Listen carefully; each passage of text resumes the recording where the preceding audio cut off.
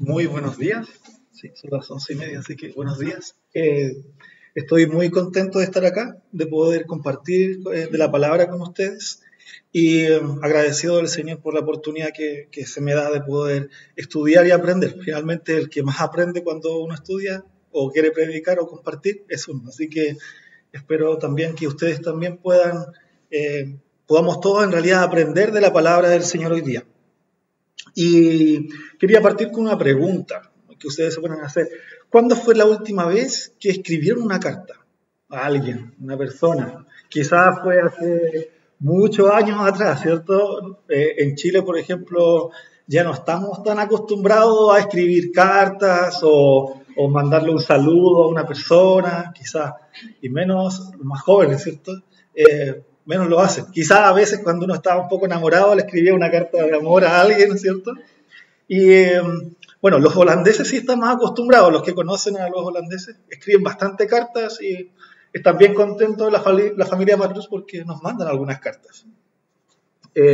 Bueno, en lo personal, la última carta que escribí fue acá en España, pero fue una carta más formal, más aburrida, se podría decir, que fue para la extranjería, porque tenía que escribir lo que tenía que hacer, qué es lo que quería explicar, por ejemplo, en un lenguaje serio que estaba destinado para ellos, ¿cierto? Porque quería postular para extranjería. Así que ahí escribí algunas cosas. Y generalmente algunas cosas que uno escribe en la carta, en el sobre, por ejemplo, uno coloca el destinatario, ¿cierto? Coloca quién es uno, el autor. Y también en algunas cartas más formales, ¿cierto? Como memorándum, uno escribe una referencia, como algo corto, de qué se trata la carta. No sé si les ha pasado. Bueno, esto también pasa con las cartas de la Biblia, y es, que también muestran estos puntos, que son importantes para poder conocer también quién es el que escribe, para quién va también los destinatarios, y también se escribe un saludo inicial. Pero hay una diferencia también de las cartas de hoy en día con las de antes. Las cartas de antes tenían una forma, sobre todo las griegas tenían una forma, no solamente se escribía en el sobre, sino que se escribía dentro de este saludo estos aspectos. Y claramente las cartas de la Biblia son mucho más maravillosas que quizás las cartas que nosotros podemos escribir porque tienen un riquísimo contenido. Así que en este sentido vamos a poder empezar una nueva serie de estudios secuenciales sobre la carta a los filipenses que escribió el apóstol Pablo, ¿cierto? ¿Se acuerdan? Y como mencionaba la semana pasada o la semana anterior el pastor Carlos, esta carta está llena del contenido de Jesucristo. Y vamos a ver los primeros 2 versículos de que esto es tan importante para nosotros. Y entonces vamos a poder leer, bueno, y acá está, voy a leerlo yo, que son los primeros 2 versículos. Ahí ustedes me pueden acompañar, está arriba de la fotografía. Dice: Pablo y Timoteo, siervos de Jesucristo, a todos los santos en Cristo Jesús que están en Filipos, con los obispos y diáconos. Gracia y paz a vosotros, de Dios nuestro Padre y del Señor Jesucristo. Así que les voy a invitar a orar para poder acompañarme y poder, antes de poder seguir con la predicación. Padre Celestial, muchas gracias por esta oportunidad que usted nos da de poder estudiar su palabra, poder acudir a ella, Señor, y entender lo que usted también quiere para nosotros. Ayúdenos, Padre, a que el Espíritu Santo trabaje en nuestras vidas, a que no solamente esta palabra quede en nuestras mentes o el conocimiento, sino que se haga práctica, que podamos compartirla, Señor, y que el Espíritu Santo también transforme nuestras vidas. Esto, Señor, se lo pido especialmente también que me utilice, que use yo las palabras correctas, que no me equivoque en el sentido de que decir palabras que no son bíblicas, sino que vaya siempre a usted, Padre. El Espíritu Santo nos venga a iluminar, Señor Padre. En el nombre de Jesús oramos. Amén. Bueno, y el título que le puse a esta carta, a esta introducción, es lo que produce la carta a los filipenses. Lo que produce la carta a los filipenses. Y en este sentido voy a trabajar con 3 puntos principales en la carta. El primer punto, lo que producen y son las cartas. El segundo punto, lo que produce en los remitentes, los autores, y lo que produce en los destinatarios. Estos 3 puntos los vemos dentro de estos 2 versículos. Es importante mencionar que los remitentes, tanto como los que recibieron la carta, ya están muertos, ya fallecieron, ¿cierto? Pero sí podemos aprender de ellos, de lo que pasó antes de escribir la carta, de lo que pasó durante de escribir la carta y cómo Dios también trabajó en los que recibieron esa carta. Y finalmente vamos a ver también cómo estos nos ayudan a nuestras vidas.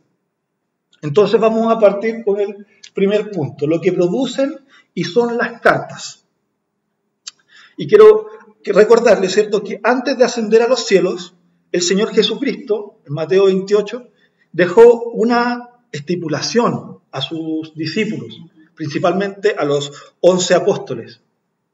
Y esta tarea era que mientras iban, tenían que hacer discípulos, y bautizar y hacer discípulos, enseñándoles todas las cosas, y que guarden las cosas que el mismo Señor Jesús les había mandado. Entonces, como les decía, esta tarea está dada principalmente para los 11 apóstoles, porque ya Judas, ¿cierto?, ya lo había traicionado y se había matado. Pero también antes, y le había dicho que él estaría con ellos hasta el fin del mundo. Pero antes también le había mencionado que el Espíritu Santo, el Consolador, también las ayudaría en este trabajo. Y que este mismo Espíritu Santo sería enviado por Jesús cuando Él ascendería a los cielos. Entonces, después que Jesús ascendió a los cielos, llegó el día de Pentecostés, que se fue dando en forma progresiva en diferentes partes. Y esta Pentecostés que fue especialmente cuando el Espíritu Santo llegó, ¿cierto?, a la tierra y empezó a cambiar los corazones de personas. Y se acuerdan las primeras predicaciones, Pedro se convirtieron 5.000, otra parte se convirtieron 3.000. Y en diferentes partes se empezaron a convertir personas, empezando a cumplir la gran comisión. Y esto pasó tanto en Judea, Samaria y hasta lo último de la tierra, en Hechos 1:8, como dice. Entonces, en términos prácticos, la gran comisión hizo que el evangelio se esparciera por el mundo, por los diferentes lugares. Pero para esta tarea solamente habían 11 personas. Y en estas personas, ¿cierto?, tenían que llegar a las diferentes partes donde el mundo conocido estaba, por ejemplo, sobre todo el Imperio Romano, en los diferentes lugares que había. Entonces era amplio el espectro. Y para esta tarea, Dios tenía también preparado a alguien, una persona especial, se podría decir, un agregado, un apóstol, que fue el apóstol designado por el mismo Señor Jesucristo, que Jesús se le apareció y cambió su vida por completo. Jesús llegó a este apóstol para que él predicara a los gentiles, a los no judíos. Entonces, para que siguieran compartiendo el evangelio, para que la gran comisión se pudiese cumplir. Entonces, las cartas surgen como un medio de comunicación, o sea, como una herramienta para cumplir la gran comisión, ya que los apóstoles no podían estar en todas partes presentes.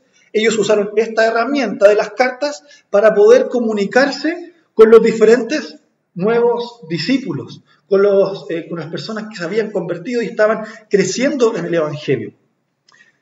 Y entonces esta surgió como una herramienta para sustituir la presencia de los apóstoles. Entonces, cuando los apóstoles escribían una carta o representantes de ellos, como lo vemos en algunos casos, la leían en los cultos, la leían en las iglesias, como si el mismo apóstol estuviese presente dentro de ese lugar, como si el mismo apóstol estuviese hablando. Y principalmente fue una herramienta que utilizó bastante el apóstol Pablo. Y una de estas herramientas, ¿cierto?, que podemos ver es la carta de los Filipenses.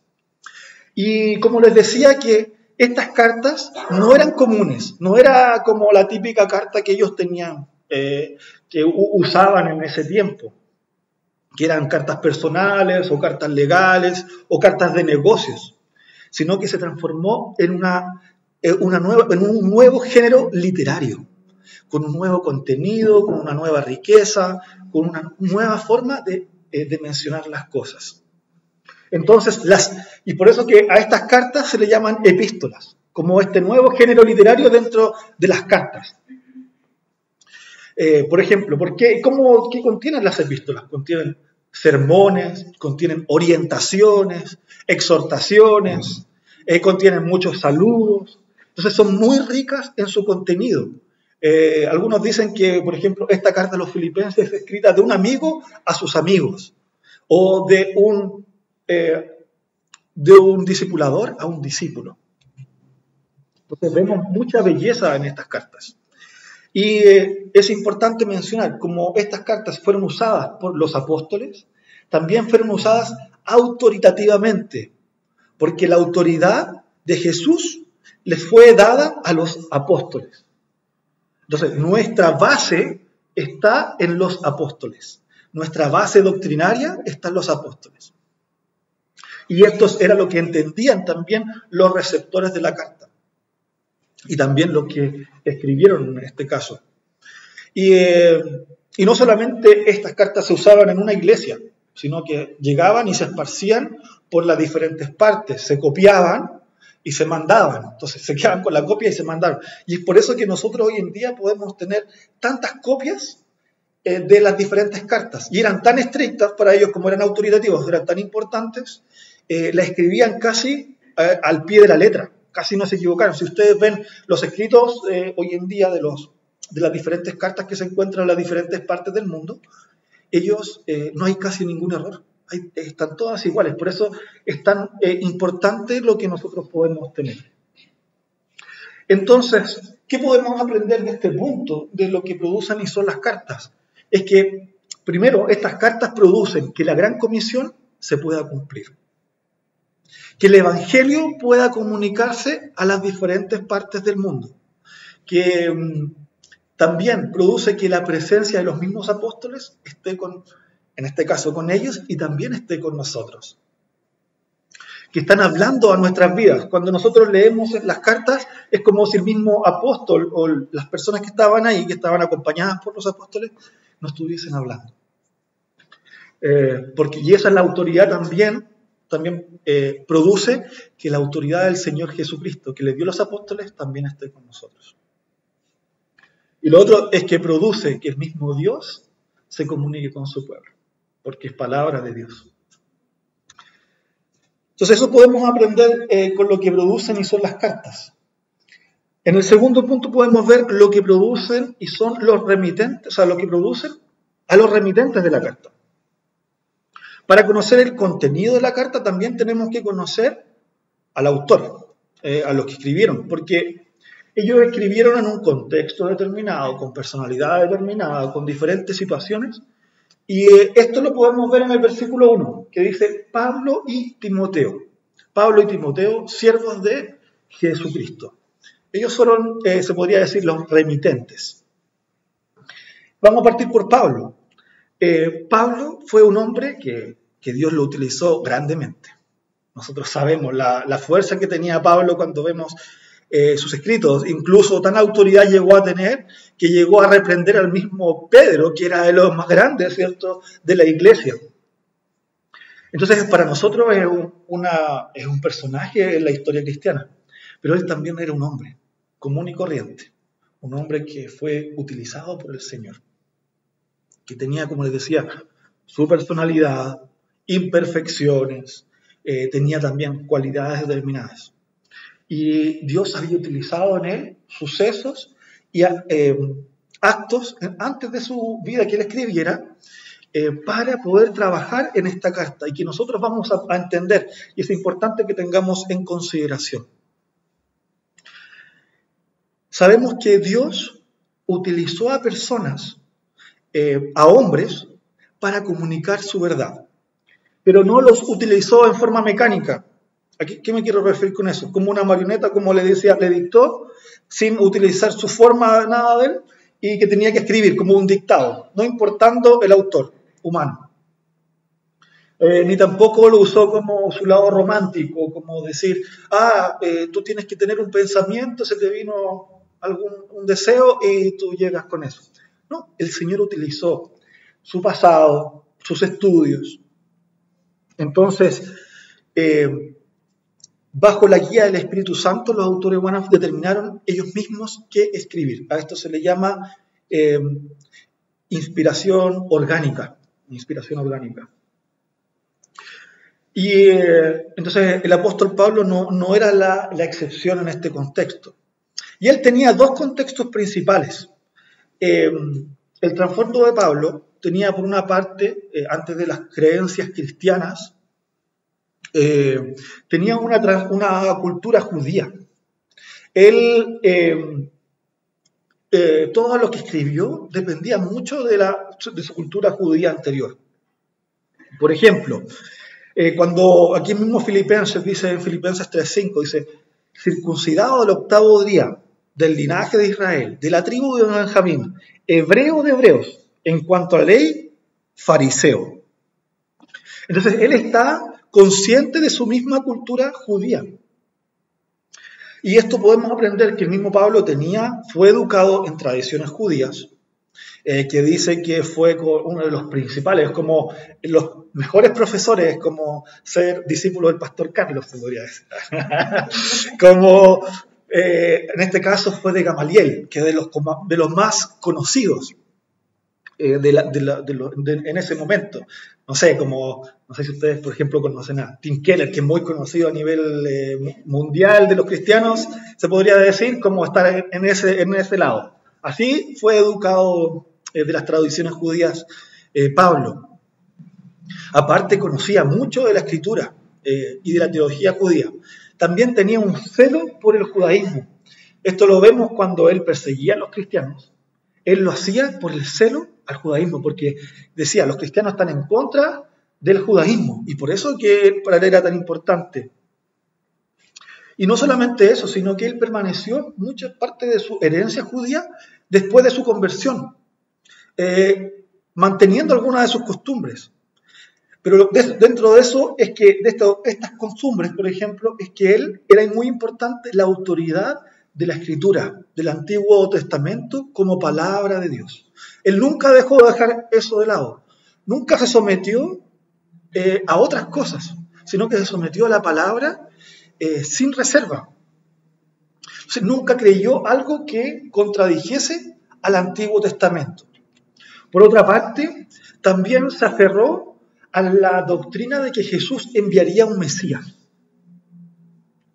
Porque esto era claro en la palabra, de que del gran hijo de David, ¿cierto?, vendría el Mesías. De este linaje vendría el Salvador. Entonces, por eso que Pablo, cuando él reconoció que Jesús era el Mesías, le dio todo el sentido a decir, es el Hijo de Dios, el Señor. Y también tomó al cristianismo como una rama del judaísmo, o sea, le dio continuidad desde Adán a la iglesia hasta ese momento. Y por otra parte, él también tenía una cultura gentil. Han escuchado de que él era influenciado también por la cultura judía, pero también tenía la nacionalidad romana. Y él había vivido en Tarso, en Cilicia, en su juventud. Entonces, él conocía a todos los escritores, los poetas, tenía un gran conocimiento sobre esta cultura gentil. Después fue criado en Jerusalén y después nuevamente dice, por ejemplo, en Hechos 9:30, dice que Pablo nuevamente vivió en Tarso, ¿cierto? Una ciudad gentil. Entonces, vemos características del apóstol Pablo que él tenía y que significaron mucho a la hora de su vida, que el Señor utilizó.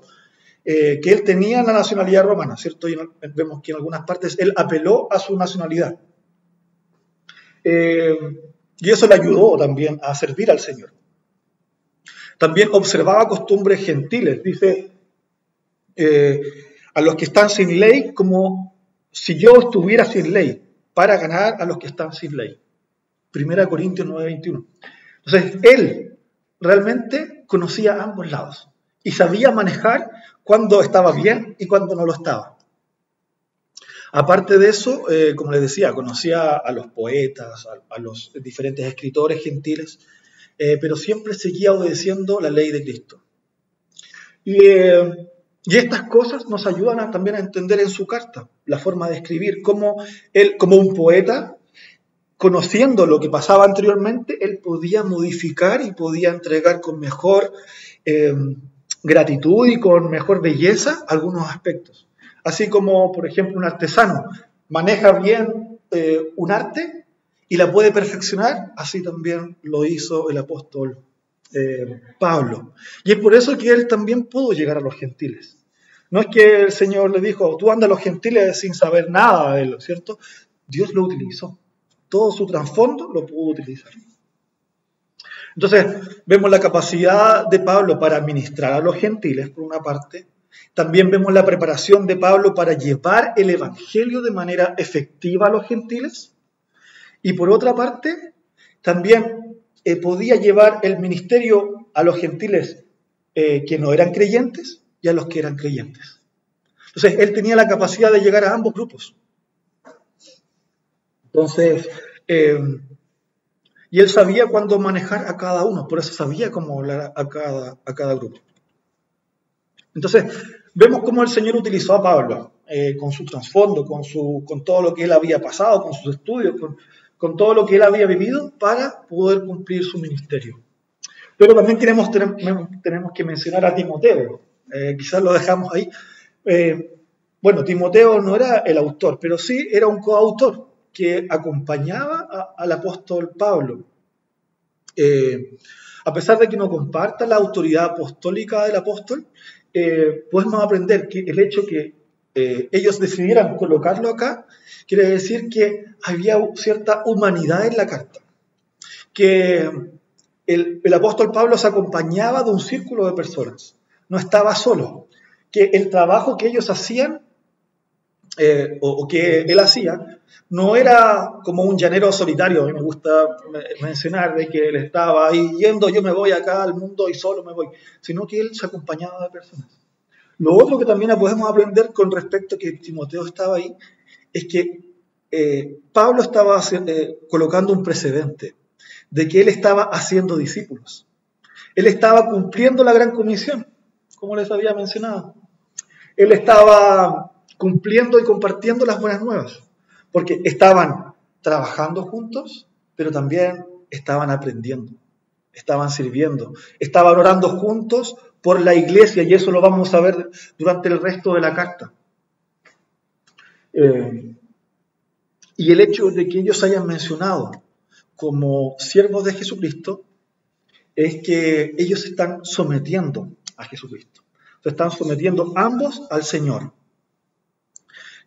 Dentro de la palabra siervo se refiere, es el doulos. Y esta doulos tiene dos significados, podría decir, dos acepciones. Una es se podría decir la más griega, que tiene que ver con un esclavo, con un siervo que no tiene libertades.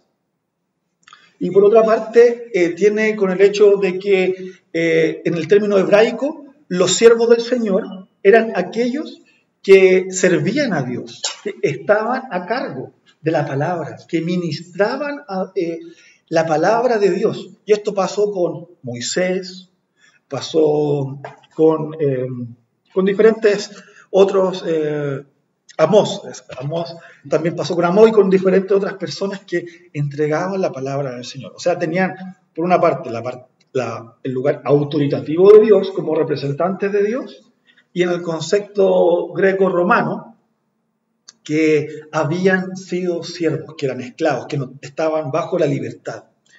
Y ambos conceptos son importantes, porque recordemos, ¿cierto?, que Pablo tuvo estos dos trasfondos. Entonces, cuando aprendemos de estos dos trasfondos, podemos entender la mayor riqueza cuando él dice que era un siervo del Señor Jesucristo. Porque quiere decir que era un siervo del Señor Jesucristo porque era un esclavo, porque no era dueño de sí mismo, porque el Señor Jesucristo le había comprado con su sangre preciosa. Entonces ya no era dueño de sí mismo, sino que era dueño de él, de Dios.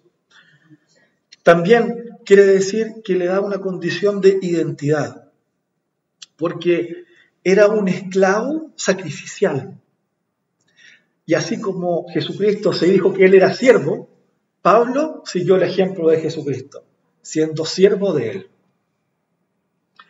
Y es el mejor ejemplo, Jesucristo. Y por otra parte, también nos muestra de que nosotros nos convertimos en esclavos del Señor, que ya no nos pertenecemos a nosotros mismos. Pero no es un esclavo cualquiera, sino somos esclavos del Señor Todopoderoso, del que se entregó su vida por nosotros. Somos siervos del mejor siervo de todos, porque Él dio el ejemplo, el Señor Jesucristo. Y eso es lo que estaba haciendo el apóstol Pablo. Estaba dándole el ejemplo también a los filipenses de que Él se hizo siervo. Y a pesar de que Pablo estaba en la cárcel, que estaba sometido a la autoridad romana, él dijo, yo soy siervo de Jesucristo. No soy siervo, en este caso, no le debo mucho a César, sino que estoy sometido a Jesucristo, a pesar de estar en la cárcel. Entonces es muy interesante cómo el apóstol Pablo y Timoteo se dejan a sí mismos con esa condición de siervo del Señor. Entonces, ¿qué podemos aprender de este segundo punto? ¿Qué produce en los remitentes y qué produce también en nosotros? Es que podemos aprender de que el Señor ha utilizado vidas, ha utilizado diferentes circunstancias para poder llevar a cabo su verdad. Muchas veces nosotros decimos, ¿por qué pasó esto? ¿Por qué pasó lo otro? ¿Por qué tuve que vivir tal cosa? Y en este caso el apóstol Pablo estaba en la cárcel, imagínense. Y el Señor utilizó estos 2 años que estuvo en la cárcel para que él escribiera las cartas. Entonces, si él no estuviese en la cárcel en ese momento, no hubiésemos podido recibir quizás esta maravilla de carta que podemos recibir hoy día. También podemos entender de que nos da seguridad, de que el Señor nos creó con diferentes cualidades, personalidades, circunstancias, y el Señor las utilizó también. Somos únicos en ese sentido. Hay diversidad en la congregación. También podemos encontrar que estamos en las manos de nuestro Señor. Todos los acontecimientos de nuestra vida han sido por algo. A veces, incluso si nosotros hemos cometido un error, el Señor lo tiene en control. Y también nos da humildad, porque nos da en la condición de Jesucristo, de ser siervos de Él, de ser siervos esclavos y siervos en el sentido de compartir de su palabra, que reconocemos el sometimiento. Y también nos da identidad, porque pertenecemos a Jesucristo. No nos pertenecemos a nosotros mismos. Y para ir al tercer punto, lo que produce en los destinatarios, los receptores de la carta. Dice ahí a todos los santos, ¿cierto?, en Cristo Jesús que están en Filipos. Bueno, Filipos era una ciudad especial, considerada como una colonia una colonia romana. Pocas ciudades tenían este privilegio como lo tenía Filipos.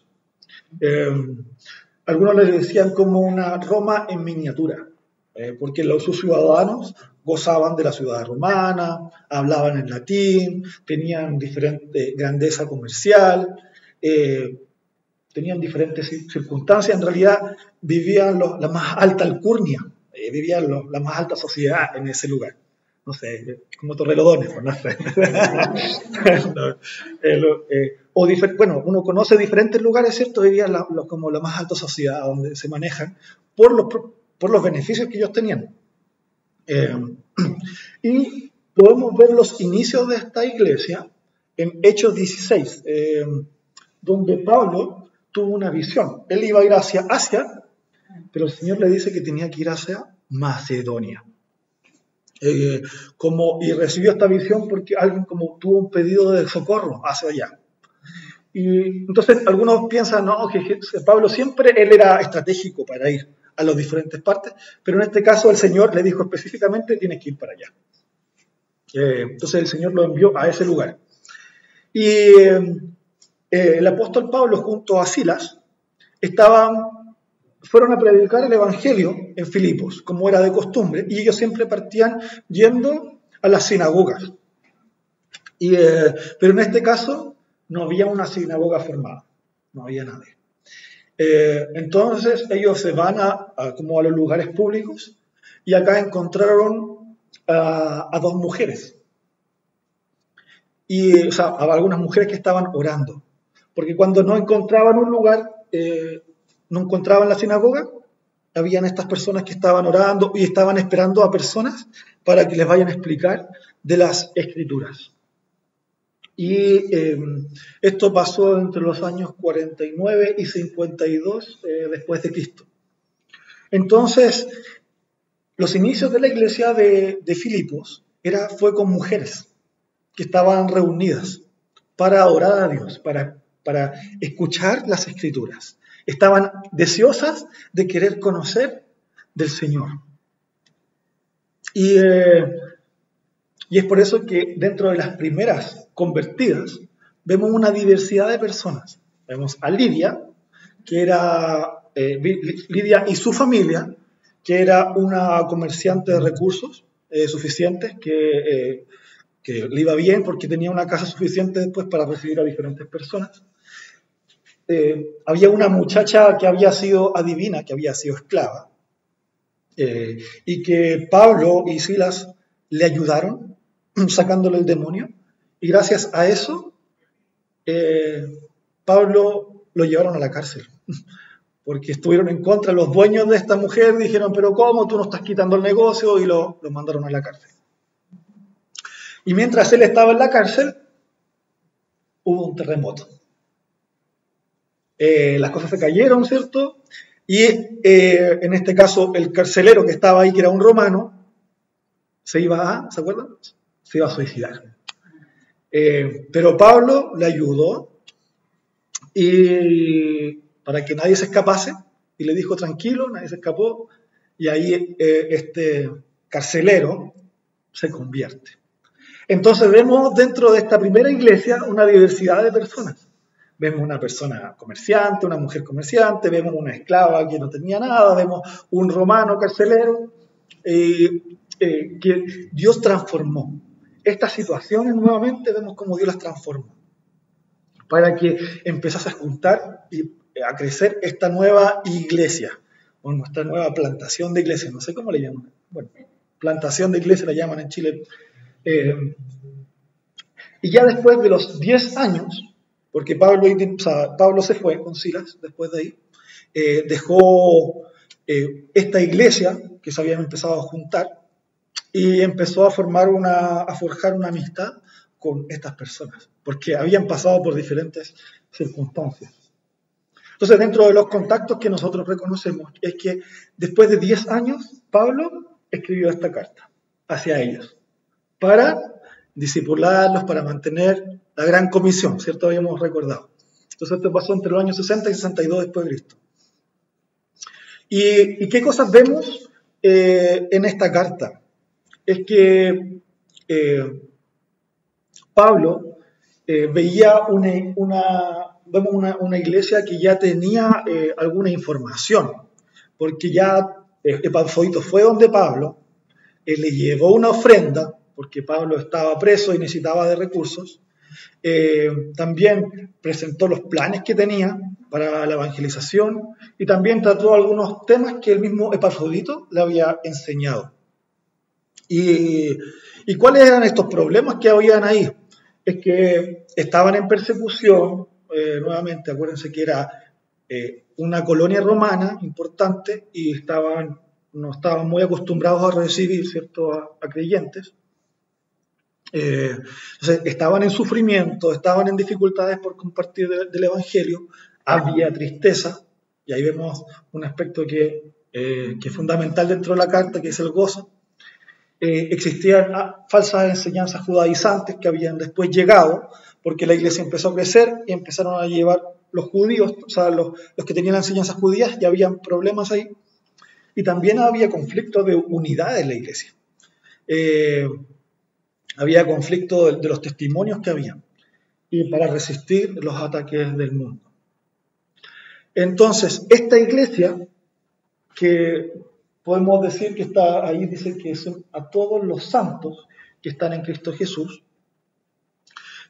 no se refiere a que las personas, los santos, no se refiere a que sean personas perfectas, puras, sin manchas, como que si estuviesen volando por las calles, o aquellos que después que murieron, ¿cierto?, le hicieron favores, penitencia a los demás, sino que se refería a los fieles del Señor, como la misma, si ustedes ven Hechos 16, la misma Lidia mencionó. ¿Por qué? Porque santo es una persona separada. Y en este caso, un santo de Dios es una persona que Dios ha separado, lo ha quitado y lo ha puesto separado para Él. Es una persona que está en el mundo, pero ya no pertenece al mundo. Entonces, cuando vemos que esta palabra es plural, santos, no es solamente santos, sino que vemos al pueblo de Dios, a los que están en el mundo, todo el pueblo de Dios que están en el mundo, pero han sido apartados para Él, separados, que ya no desean las cosas de este mundo, sino que desean las cosas de Dios, que Dios ha transformado, que Dios les ha dado una nueva vida espiritual, que han sido alcanzados y transformados por el Señor Jesucristo. Entonces, es muy importante reconocer que cuando el Señor transforma a alguien, le da una nueva vida. Y es ahí que nosotros tenemos que preguntarnos, ¿el Señor nos ha apartado? ¿Nos ha transformado? ¿Somos santos? ¿Somos sacados del mundo? Y si dudamos con eso, podemos acudir a Él y decir, Señor, transfórmame. Acudo a ti, porque no hay nueva vida sin Jesucristo. No hay nueva vida sin Él. Entonces, el Señor transforma. Es Jesucristo el que transforma, que hace santos a sus personas. Y podemos estar agradecidos también con esto. Pero el Señor no solamente se dirige a los santos, sino también menciona, dice, a los obispos y diáconos. ¿Por qué menciona a los obispos y diáconos? Porque ellos eran los que estaban a cargo de la iglesia. Había una dirección espiritual, en los que el mismo Pablo había mencionado, las había dejado, había una organización. Había un lugar, ¿cierto? Un grupo de personas en los cuales podían servir y que podían ser colocados en autoridad y la responsabilidad que tenían frente a la iglesia. Entonces, estos grupos de personas, tanto obispos como diáconos, eran los que estaban liderando toda la congregación. Y no es solamente una palabra como obispo o diácono, sino que había dos grupos que estaban juntos sirviendo y trabajando al Señor. Nuevamente, me gusta mencionar eso, como no había un llanero solitario que estaba a cargo de la iglesia, sino que habían varias personas que estaban sirviendo en la congregación. Y esto, cuando nosotros vemos obispos en la iglesia, en el Nuevo Testamento, también en otras partes se le llama ancianos, que es la palabra presbíteros. Entonces, por eso nuestra iglesia, se llama presbiteriana, porque una parte de la organización de la iglesia, la parte administrativa de la iglesia, está conformada por presbíteros y en este caso diáconos. Y por lo menos en Chile, algunas iglesias, estos dos grupos son considerados como los oficiales de la iglesia. Entonces, los obispos son considerados, por ejemplo, que viene la palabra supervisor, como apunta a la función, y en otra parte, la palabra presbítero anciano se refiere a la cualidad de la persona que va a ocupar el cargo. Y los diáconos tienen que ver con el ministerio, con el servicio. Los diáconos, también lo vemos en Hechos, que fueron hombres que reemplazaron a los apóstoles en diferentes circunstancias, en diferentes tareas, para que los apóstoles se pudiesen dedicar a la predicación y a la oración. Entonces ellos se dedicaron a todo lo que es el cuidado social. Y como les decía, entonces podemos aprender de esto, de que, o lo que produce la carta a los remitentes, es que también produce orden, produce un funcionamiento, institucionalidad. Aunque muchas veces personas están en contra de estas palabras, vemos que en las primeras iglesias ya había un orden, había institucionalidad, personas, hombres que habían sido votados para el funcionamiento correcto de esta iglesia. Y también vemos al final un saludo, dice, de gracia y paz. Gracia y paz. Este saludo no era solamente para diferentes grupos de personas, sino que había un contexto y un contenido profundo. Como les decía, Pablo tenía algunas similitudes de las cartas griegas. Las cartas griegas, ellos usaban la palabra chairé, que es del griego. Es como un saludo convencional. Por ejemplo, cuando yo voy allá en Chile, le dice, hola, ¿cómo estáis? Me dicen, ¿cómo estáis? Pero no estoy pensando en saber cómo está la persona, sino que es como un saludo así como pasajero. No sé, acá yo he escuchado, ¿qué tal? ¿Cómo andas? Pero tampoco yo creo que es como te van a... Oh, ¿cómo estás? Muy bien, sí, no. No, ¿cierto? Y ese era el saludo también que tenían las cartas, con el chairé, que era un poco más como convencional. Saludos, en la carta. Y el apóstol Pablo lo cambia a charis, que es una palabra similar, que es la palabra gracias, caris. Caris viene de carisma, ¿cierto? Que viene de gracia. Y sabemos que la palabra gracia tiene un contenido mucho mayor. Y sobre todo si esta palabra gracia está acompañada de nuestro Dios y Padre del Señor Jesucristo. Porque quiere decir que la gracia es la suma total de todas las bendiciones que los cristianos pueden recibir. Cuando habla de la palabra gracia, menciona que podemos recordar la misma imagen del Señor Jesucristo. Porque fue Dios que impartió esa gracia a través de Jesucristo, que se entregó su vida por nosotros. Podemos también reconocer quiénes somos nosotros, porque somos personas indignas, que no merecemos esa gracia.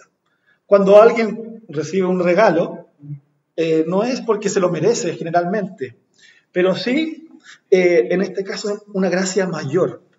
Cuando vemos esta gracia, reconocemos que yo no me merezco estar con el Señor, de que yo no me merezco ser amado, de que yo no solamente no me lo merezco, sino que yo he ido en contra del Señor. ¿Cuántas veces yo he hecho las cosas que el Señor no me ha dicho que tengo que hacer? Que yo no me he humillado lo suficiente, incluso he cometido palabras contra Dios. Yo soy un ladrón. Soy un hipócrita, se podría decir. O si vemos los 10 mandamientos, podemos ver que cada una de las cosas yo he faltado en contra de Dios. He sido un adúltero, un mentiroso, un asesino delante del Señor. Aunque algunas cosas quizás no he matado a una persona directamente, pero sí con mi cabeza y con mi corazón lo he querido matar. Entonces, la gracia nos hace recordar quiénes somos, pero también nos hace recordar quién es Jesucristo. Que hemos recibido, a pesar de nuestra bancarrota espiritual, hemos podido recibir la riqueza espiritual del Señor Jesucristo. Y esto no va solo, sino que va sumado con la paz. Y este es un tema que el apóstol Pablo después va a tratar en forma más detallada. Y esta paz tiene que ver con el shalom hebreo, que no es solamente un estado, sino que es la presencia de Dios con nosotros. La presencia de Dios con nosotros.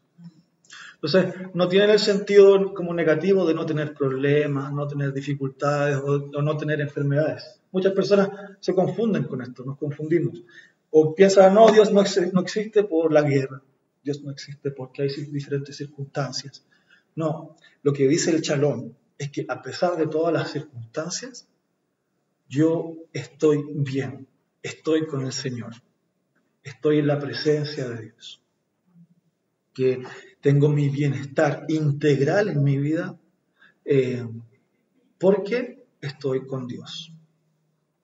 Porque ni la paz ni la gracia son de este mundo, sino que la gracia y la paz son de nuestro Padre y del Señor Jesucristo. No hay nadie ni nada que pueda entregar la paz que el Señor entregó, ni la gracia que ellos entregaron. Y para ir terminando con esta predicación, ¿qué podemos entender y qué es lo que produce en nosotros aprender de todas estas palabras? Primero, produce agradecimientos. Estudiar esta carta produce agradecimiento. Porque el Evangelio de la Gran Comisión, después de todos los años, ha llegado a mi vida, ha llegado a nosotros. ¡Qué maravilla! Produce ganas de servir al Señor. Así como otro produjo la transformación en Pablo, utilizó sus características, sus cualidades, su presente, su pasado, todo lo que había pasado con él, podemos tener ganas de servir al Señor, porque Él me ha amado. Podemos produce en nosotros amor por las Escrituras, porque las Escrituras las han querido quemar, las han querido desechar, las quieren atacar desde afuera, no pudieron, después quieren atacarlas desde adentro, personas internas en contra de la Escritura, pero no han podido. Y es que hoy día de que nosotros podamos leer la palabra en nuestros celulares, en nuestras Biblias, en diferentes partes, es una bendición de Dios que muestra su providencia, de que nosotros podemos tener este respaldo. Y como les decía, no es un respaldo cualquiera, sino que la Biblia es los libros que mejor comprobados están, porque han sido más atacados, más lo atacan, pero más pruebas hay. No hay ningún libro antiguo que tenga las pruebas que tiene la Biblia. Entonces podemos agradecer al Señor por los teólogos que han estudiado, por las personas que han escrito, han traducido. Podemos tener este amor por las Escrituras. También produce piedad, porque mientras más conocemos la Biblia, podemos reconocer de que la profundidad de que ésta tiene. Produce tranquilidad en nosotros. Porque como el apóstol Pablo estuvo preso, ¿cierto? Pudo escribir las cartas, podemos nosotros también tener tranquilidad. De lo que estamos viviendo hoy día, el Señor lo tiene en sus manos. Todas las circunstancias, Dios las tiene en su control. Produce confianza en el Señor Jesucristo, produce compañía, así como Pablo y Timoteo estaban juntos, también nosotros podemos estar juntos con otros hermanos. No estamos solos en esta obra. Produce amparo, produce refugio, porque no nos sentimos solos, porque estamos con nuestro Señor, le pertenecemos a Él. Produce unión y seguridad, porque en la iglesia está unida a un cuerpo y hay una institucionalidad, podemos servir juntos. Produce gozo, porque nuestro tesoro está en Cristo, porque tenemos la gracia de Dios. Y también finalmente produce paz, que sobrepasa todo entendimiento, frente a toda amargura, frente a todo resentimiento que hemos tenido, contra toda persona que nos ha dañado o personas que nos han dañado, el Señor produce paz. Frente también a toda ansiedad, que es uno de los aspectos que hoy día vemos, porque todas las bendiciones las encontramos en el Señor Jesucristo. Así que ahora que hemos podido recibir esta carta, como nuestros correos, ¿cierto? A veces vamos a ver, llegó una carta. Bueno, tenemos una carta que vamos a poder estudiar, que vamos a poder aprender y que vamos a poder estar atentos a lo que va a producir en nosotros, ¿cierto? Y que el Señor Jesucristo, esté con nosotros, entregándonos gracia y paz a través de su santa palabra. Oremos. Señor amado, muchas gracias por este tiempo que hemos podido compartir, por su amor, cariño con nosotros,